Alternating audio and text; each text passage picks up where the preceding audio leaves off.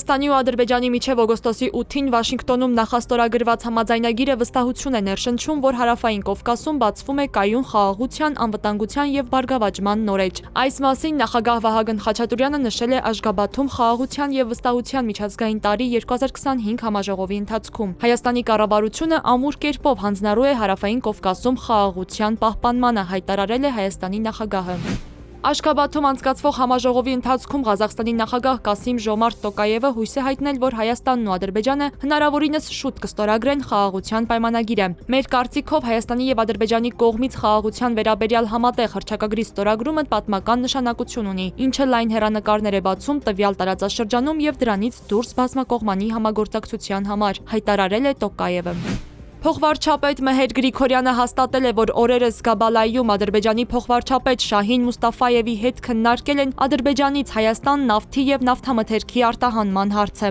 Ազատության հարցմանն ի պատասխան, թե արդյոք Երևանն ու Բաքուն արդեն պայմանավորվել են Ադրբեջանից վառելիքի ներկրման շուրջ, փոխվարչապետն այսօր պատասխանել է. քննարկումներ եղել են, համագործակցության հնարավորություններ կան։ Գրիգորյանը նաեւ նշել է, թե վառելիքի հետ կապված հետագա ընթացքը մասնավոր արտահանողների եւ ներկրողների համագործակցության տիրույթում է, իսկ հնարավոր գործարքների պայմանները լինելու են շուկայական։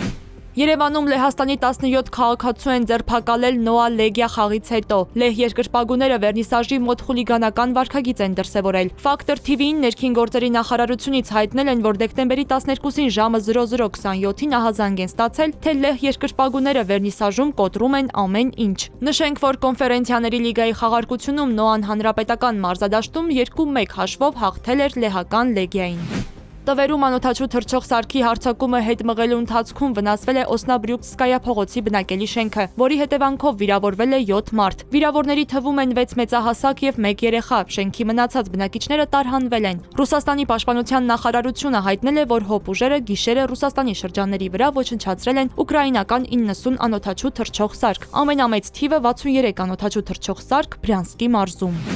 Ռուսաստանի կենտրոնական բանկը հայտարարել է, որ Եվրամիության կողմից իր ակտիվներն օգտագործելու ծրագրերն անօրինական են։ Կենտրոնական բանկը նշել է, որ Մոսկվայի արբիտրաժային դատարան հայց է ներկայացրել ընդդեմ Բրյուսելում տեղակայված Euroclear ֆինանսական հաստատության, որը տիրապետում է ակտիվների մեծ մասին։ Ռուսաստանի բանկի ակտիվների ուղղակի կամ անուղղակի օգտագործման մեխանիզմներն, ինչպես նաև Ռուսաստանի բանկի ակտիվների ցանկացած այլ ձևով չարտոնված օգտագործումն ապօրինի է եւ համարվում է միջազգային իրավունքին, այդ թվում խախտելով ակտիվների անձեռմխելիության սկզբունքները, հայտարարել է բանկը։ Euroclear-ը առայժմ չի արձագանքել այս հայտարարությանը։ Եվրոպական միությունը պլանավորում է ռուսական սառեցված ակտիվներն օգտագործել Ուկրաինային օգնելու համար։